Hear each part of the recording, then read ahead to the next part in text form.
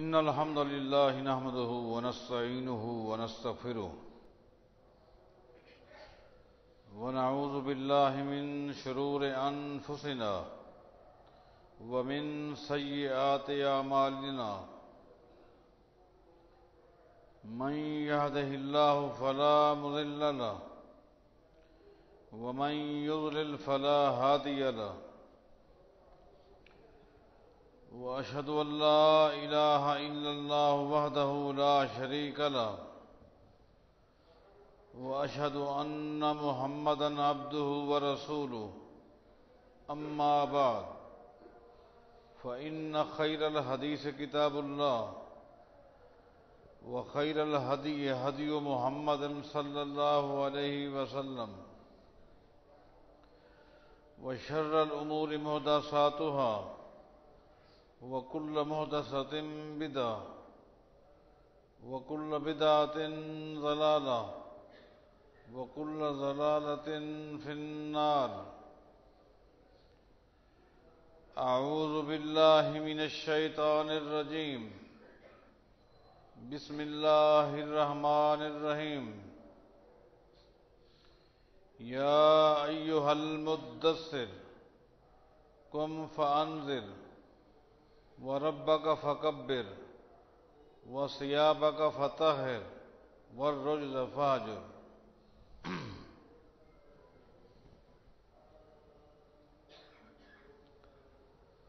طہارت کے عنوان پر ہماری گفتگو ہو رہی تھی اور میں نے آپ سے یہ بھی کہا تھا کہ طہارت کے جملہ مسائل بیان کرنا انتہائی مشکل ہے، البتہ چیدہ چیدہ مسائل اور بالخصوص طہارت کے وہ مسائل جن میں بعض احباب نے اختلاف کیا ہے، ان مسائل کو واضح کروں گا.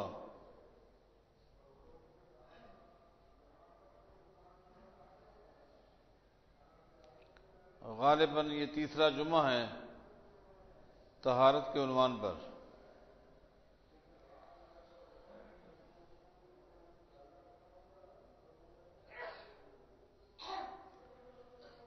رسول اکرم صلی اللہ علیہ وسلم کا فرمان ہے، اذا شرب الخمر اذا شرب الكلب في اناء احدكم فليغسله 7 مرات. یہ حدیث بخاری میں، مسلم میں، ابو داؤد میں، ترمذی میں، نسائی میں اور اسی طرح امام مالک موطا میں لائے ہیں. نبی علیہ الصلوۃ والسلام کا فرمان ہے، جب کسی برتن کو کتا چاٹ جائے اس کو 7 مرتبہ دھویا جائے. فَلْيَغْسِلْهُ 7 مرات. اس برتن کو 7 مرتبہ دھونا چاہیے.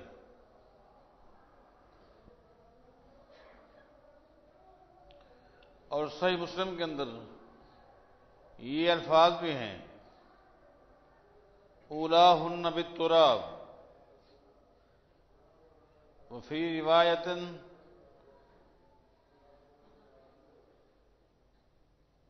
سامنہم، 8ویں مرتبہ مٹی کے ساتھ مانجنا چاہیے. افروہ الثامنہ، پہلی مرتبہ یا آخری مرتبہ مٹی کے ساتھ بھی اس برتن کو مانجنا چاہیے.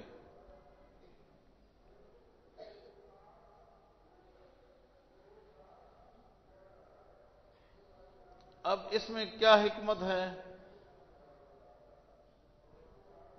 کہ مطلقاً شریعت کا حکم ہے برتن پلید ہو جائے 3 مرتبہ دھونے کا حکم ہے. اس میں کیا حکمت ہے کہ اگر کتا چاٹے تو 3 مرتبہ نہیں بلکہ 7 مرتبہ دھونا ہے اور 1 مرتبہ مٹی کے ساتھ مانجنا ہے. اس حکمت کو اللہ تعالیٰ جانتا ہے، وہ حکیم ہے.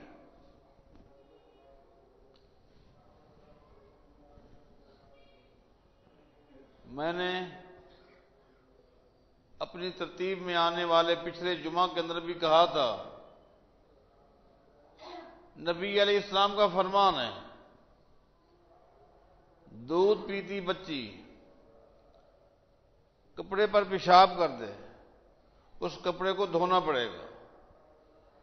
اگر دودھ پیتا بچہ پیشاب کر دے تو کپڑے کو دھونا نہیں ہے بلکہ خالی پانی کے چھینٹے لگانے ہیں. اس میں کیا حکمت ہے میرے دوستو، میرے بھائیوں، میری بہنوں؟ ایک جملہ میں بارہا دہراتا ہوں، ہم نے نبی علیہ السلام کا کلمہ پڑھا ہے. ہمارا کام ہے زندگی کے ہر موڑ پر آپ کی اتباع کرنی.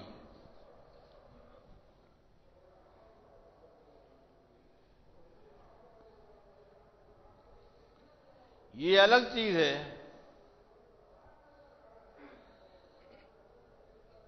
آج تحقیق کا دور ہے، آج سے پہلے بھی سائنس کا دور ہے. اس کو ثابت کیا گیا ہے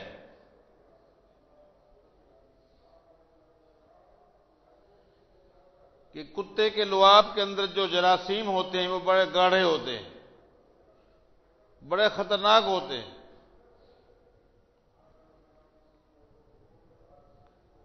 اور باقاعدہ تجربہ کیا گیا کہ واقعی 3 مرتبہ خالی دھونے سے اس برتن سے جراثیم زائل نہیں ہوتے.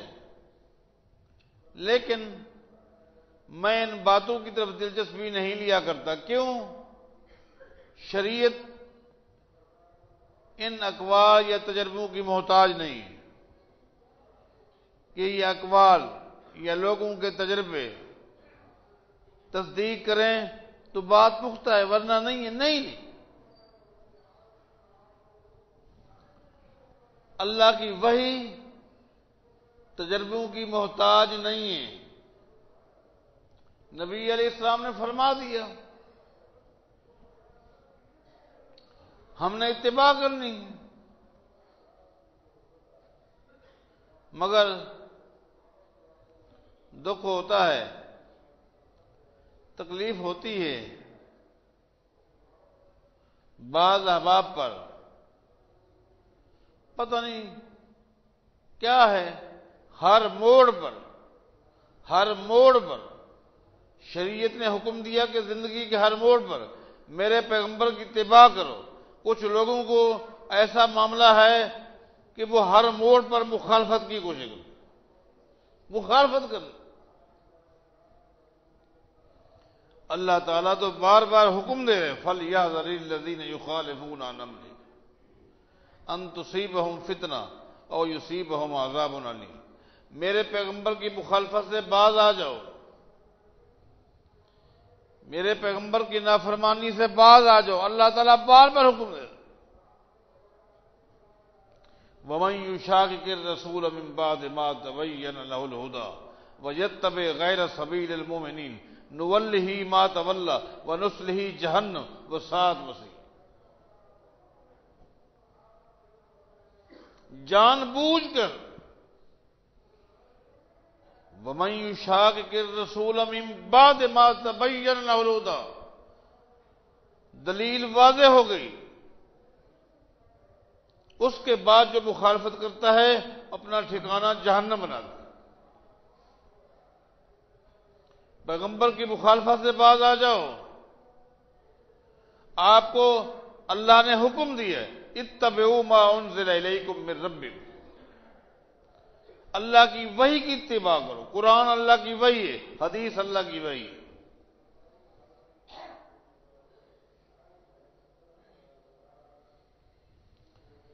دکھ ہوتا ہے، تکلیف ہوتی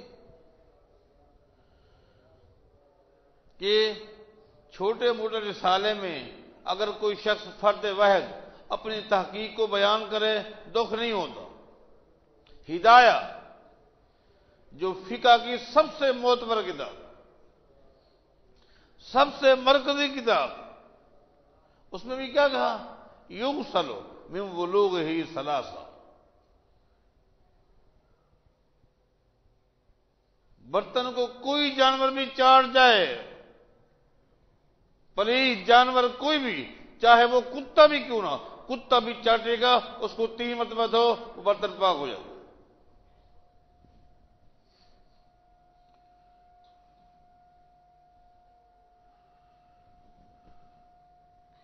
پہلے بھی میں نے آپ کو کہا تھا، پچھلے درس کو بھی آپ اپنے سامنے رکھیں، تطبیق دیں. خام خواہ پیغمبر کی مخالفت،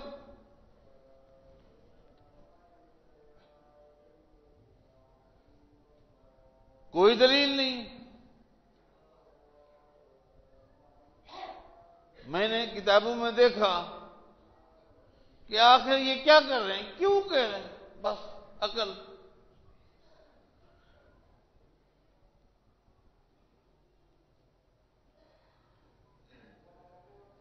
عقل کی بات کو یقینی بنانے کے لیے کسی امتی کے قول کا سہارا لینا یہ ایک وتیرہ بن چکا ہے. پہلے بھی میں نے بتایا تھا، آج بھی آپ کو بتا رہا ہوں.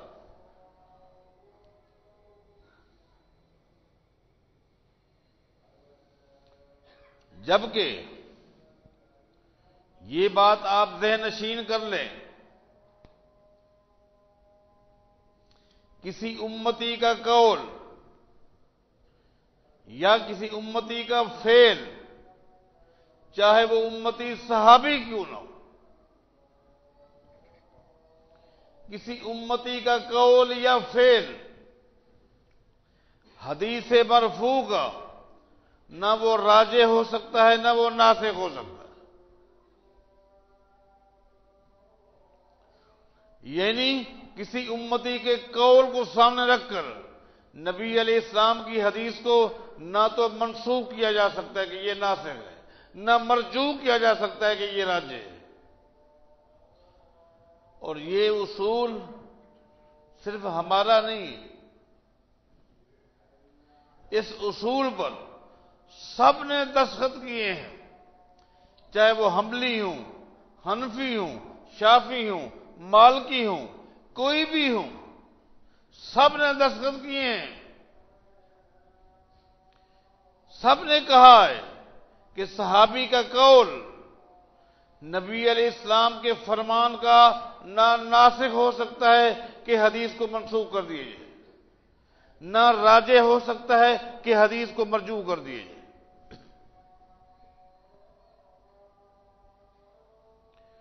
بلکہ اسے ہدایہ کی جو بڑی مرکزی شرح ہے فتح القدیر، اس میں باقاعدہ اس اصول کو بیان کیا گیا ہے. الفاظ ہیں، ان قول الصحابی حجت، ان قول الصحابی حجت ما لم ينفع به شیء من السنت،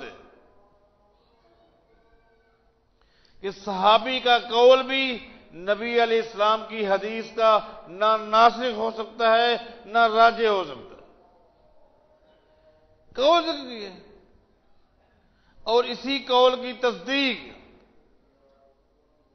مولانا عبدالحی حنفی لکھنوی نے اپنی کتاب امام الکلام کے اندر بیان کی، اور اسی قول کو مولانا اشرفی تھانوی نے اپنی کتاب احیاء السنن کے اندر بیان کی ہے. اسی قول کو مولوی ابو یوسف محمد شریف بریلوی نے اپنی کتاب دلائل مسائل کے اندر بیان کی ہے. اور اسی قول کو ملا علی قاری حنفی نے مرقات میں بیان کیا۔ دستخط ہیں، مہریں لگی ہوئی ہیں کہ پیغمبر کی حدیث کے مقابلے میں صحابی کا قول حجت نہیں ہو سکتا۔ اور خالی دستخط نہیں کیے انہوں نے، خالی مہر نہیں لگائی، ساتھ ہی مثالیں بھی دی، مثالیں دی۔ مثلا ایک مثال انہوں نے یہ دی ہے ان احباب نے کہ دیکھیں امام محمد نے، یہ امام ابو حنیفہ کے مرکزی شاگرد ہیں، امام محمد رحمہ اللہ نے موطا کے اندر، موطا محمد کے اندر سیدنا عبداللہ بن مسعود رضی اللہ تعالیٰ عنہ کا ایک عمل پیش کیا ہے۔ وہ عمل کیا ہے کہ عبداللہ بن مسعود رضی اللہ تعالیٰ عنہ جب رکوع میں جاتے تھے تو رکوع میں اپنے گھٹنوں پر ہاتھ نہیں رکھتے تھے، بلکہ دونوں گھٹنوں کے بیچ میں اپنے دونوں ہاتھوں کو ملا لیتے تھے، جس کو عربی میں تطبیق بولتے ہیں۔ تطبیق جس طرح میں نے کیا ہوں، یہ تطبیق ہے۔ ہاتھوں کو گھٹنوں پر نہیں رکھتے تھے۔ صحابی ہیں عبداللہ بن مسعود رضی اللہ عنہ۔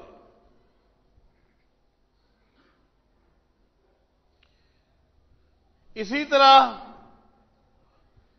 امام محمد نے موطا کے اندر اسی عبداللہ بن مسعود رضی اللہ تعالیٰ عنہ کا ایک اور عمل بھی ذکر کیا ہے۔ وہ کیا؟ ایک دن بیٹھے تھے دو دوست ملنے کے لیے، ایک کا نام اسود ہے، ایک کا نام علقمہ ہے۔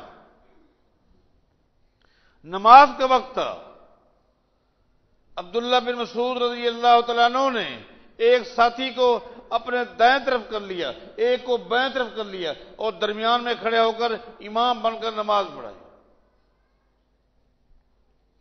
ان احباب نے کیا کہا؟ جو کچھ کہا وہ سچ کہا، اور حقیقت بھی یہی ہے۔ کہا یہ دونوں عبداللہ بن مسعود کے عمل ہیں، تطبیق عبداللہ بن مسعود کا عمل ہے، پیغمبر کا عمل گھٹنے پر ہاتھ رکھنا ہے۔ عبداللہ بن مسعود نے ایک کو دائیں طرف کر لیا، ایک کو بائیں طرف کر لیا، درمیان میں کھڑے ہو کر نماز پڑھائی، جبکہ نبی علیہ السلام کا عمل کیا ہے؟ دونوں پیچھے، آپ آگے۔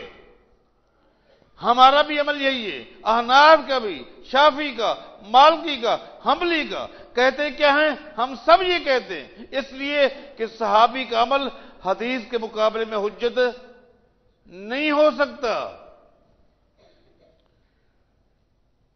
جب صحابی کا عمل حدیث کے مقابلے میں حجت نہیں ہو سکتا تو تم نے دارقطنی کا حوالہ دے کر ابو ہریرہ رضی اللہ تعالیٰ عنہ کا جو عمل پیش کیا کہ انہوں نے 3 مرتبہ برتن کو دھویا کتے کے چار جانے کے بعد، آپ نے صحابی کے اس عمل کو پیغمبر کی حدیث جو کہ بخاری میں ہے، مسلم میں، ابو داؤد میں، ترمذی میں ہے، نسائی میں ہے، موطا میں، اس کے مقابلے میں صحابی کے عمل کو کیوں پیش کرتے ہو؟ صحابی سے غلطی نہیں ہو سکتی؟ ہو سکتی۔ نبی علیہ السلام کا فرمان واضح موجود ہے، در حقیقت وہ بھی سمجھتے ہیں، لیکن اپنی رائے کا سہارا، اس کو سہارا دینے کے لیے، تقویت دینے کے لیے کوئی نہ کوئی چیز ڈھونڈی جاتی ہے۔ میرے بھائیوں، ہم سب کی کامیابی، نجات اسی میں ہے کہ ہم زندگی کے ہر موڑ پر محمد مصطفیٰ کی اتباع کریں صلی اللہ علیہ وسلم۔ آپ کا فیصلہ، آپ کا فرمان، آپ کی حدیث، آپ کا عمل عقل کے مطابق ہے لو، عقل کے مطابق نہیں ہے تب بھی لو، اس میں نجات ہے۔ اللہ ہمیں توفیق عطا فرمائے۔ ان الحمد للہ نحمده ونستعینه ونستغفره ونعوذ باللہ من شرور انفسنا وسیئات اعمالنا من يهده الله فلا مضل له ومن يضلل فلا هادي له أشهد أن لا إله إلا الله وحده لا شريك له وأشهد أن محمدا عبده ورسوله أما بعد فإن خير الحديث كتاب الله وخير الهدي هدي محمد صلى الله عليه وسلم وشر الأمور محدثاتها وكل محدثة بدعة وكل بدعة ضلالة وكل ضلالة في النار۔ میں نے پہلے بھی عرض کیا تھا